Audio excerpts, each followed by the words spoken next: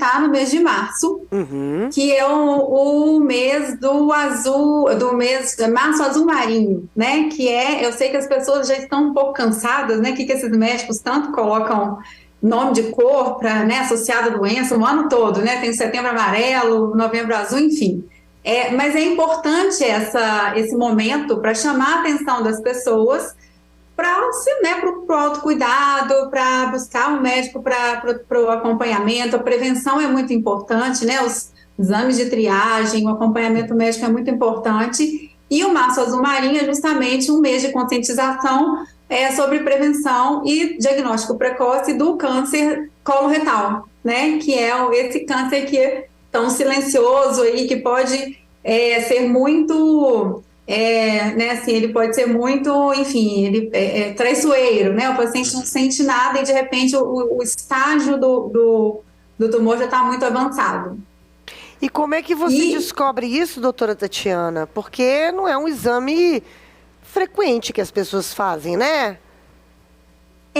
Na verdade, o que acontece? O câncer coloretal, muitas pessoas, eu estou falando aqui câncer coloretal, o câncer do intestino, né? Que a maioria das pessoas conhecem como câncer de intestino, é isso mesmo, né? Ele até recentemente nos levou o Pelé, né? Eu sempre esqueço o nome do ator do Pantera Negra, o ator do Pantera Negra também morreu em decorrência das complicações de um câncer de intestino. Isso. Exatamente. O Roberto Dinamite. Então, assim, é um tumor que ele a incidência, ela é muito grande no mundo, e a incidência, principalmente no mundo ocidental, ela vem crescendo. Por quê? Porque esse tumor, ele está associado a hábitos de vida, os hábitos ocidentais de vida, né? Então, ele está muito relacionado a hábito de vida e a ingestão de gordura, de processados, né? Muito embutido, defumado, o excesso da ingestão enfim, de gordura, a redução ou a inexistência de atividade física, isso é um fator de risco para o desenvolvimento. O excesso de peso, né? Algumas pessoas falam, mas é porque ela trata a obesidade, vai falar de novo do excesso do peso como um problema. O excesso do peso é causa de vários tumores, de vários, né, tipos de câncer diferentes, como, por exemplo, o câncer de mama, o câncer de intestino também. Então, obesidade, sobrepeso são fatores de risco para o desenvolvimento de câncer coloretal. E, então, como a gente vem aí com o aumento da obesidade no mundo ocidental, o aumento do consumo dessas coisas ruins, aumento do sedentarismo, é um tumor que vem aumentando a incidência também aqui da população ocidental. Então, e aí você perguntou sobre... Então ele está diretamente ligado a nossos hábitos nada saudáveis, doutora Tatiana?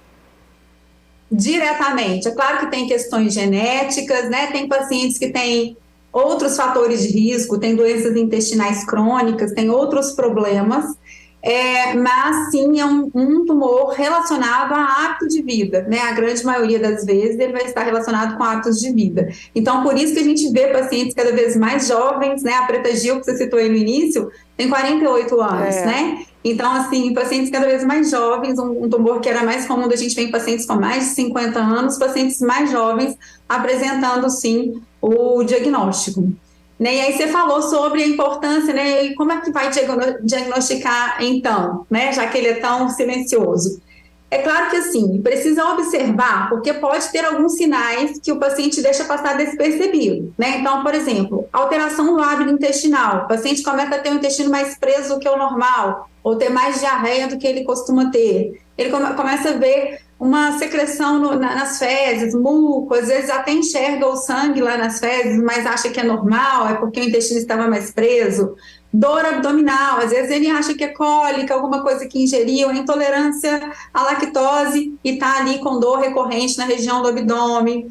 O paciente às vezes não está fazendo nada, não está fazendo dieta, não está fazendo nada para emagrecer, está perdendo peso, né? Então, uma perda de peso sem causa aparente. Um paciente que começou com um quadro de fadiga e não foi encontrado nenhuma outra alteração, então precisa estar atento a alguns sintomas que sim podem acontecer. Mas, na maioria das vezes, é um tumor silencioso, né? Então, é importante, sim, estar em acompanhamento médico e fazer os exames de triagem para poder diagnosticar esse câncer. E aí o exame pode ser colonoscopia, a pesquisa de sangue oculto nas fezes, que é uma pesquisa de sangue no exame de fezes mesmo, né? Porque o sangue ele pode oxidar ali, ele pode ficar muito escuro e aí a pessoa não consegue enxergar esse sangue nas fezes, ele fica da cor das fezes. Então tem um exame específico que busca esse sangue que está lá escondido nas fezes. Tem alguns exames que podem ajudar. Quem vai definir qual exame, eu não vou falar aqui qual que é o melhor exame, qual exame tem que fazer, porque isso depende, né? Depende de qual paciente a gente está falando, qual exame que o paciente tem acesso, né? Qual é o risco desse paciente. Então, tem gente que pergunta assim, mas a partir de qual idade que precisa fazer esse exame? Apesar de ser um exame, uma doença mais prevalente em pacientes com mais de 50 anos, pode ser um paciente, por exemplo, que tem esses sintomas, que tem histórico familiar, né, tem a genética para o câncer, que tem uma doença intestinal inflamatória, ele vai começar a fazer esse exame muito mais cedo que 50 anos. Então, quem vai definir de quanto em quanto tempo, com qual idade você vai começar, é o médico que te acompanha. Isso é importante, né, doutora Tatiana? Agora, ficar muito atenta, eu fico pensando que, claro, a gente pensa na hora, né, a história do intestino, de ser diretamente também a alimentação, né? Porque a gente já tem falado isso várias vezes aqui, né? As pessoas estão se alimentando cada vez pior, né? E isso também deve ser um sintoma aí das pessoas ficarem, quanto mais jovens, né, tem esse diagnóstico mais jovem, provavelmente também deve estar muito ligado à alimentação, né? Sim, é o que eu disse, tem outros fatores, né? Tem fatores genéticos, o paciente já tem uma doença inflamatória no intestino, as doenças de Crohn, né? Tem algumas doenças inflamatórias intestinais que podem aumentar a incidência, mas eu achei muito interessante, eu vi uma entrevista da Preta Gil no final de semana, né? Não sei se muita gente deve ter visto, e pela primeira vez, assim, porque a Preta Gil, maravilhosa, né? Mas ela sempre trouxe essa coisa do corpo é meu, eu faço como eu quiser, né? Ninguém vai falar como eu devo ser, qual o peso que eu tenho que ter. E pela primeira vez, eu vi ela falando na importância de agora ela vai pensar melhor no que põe para dentro do corpo, de pensar na alimentação como um ato de nutrir o nosso corpo, né? Assim, o nosso corpo é nosso, eu falo que é o nosso instrumento de trabalho, né? Nosso instrumento de vida, né? Você precisa cuidar muito dele para você poder aproveitar da melhor forma, poder trabalhar bem, curtir bem, ter lazer bom, né? Então, o nosso corpo é o nosso instrumento mesmo, né? E eu, pela primeira vez,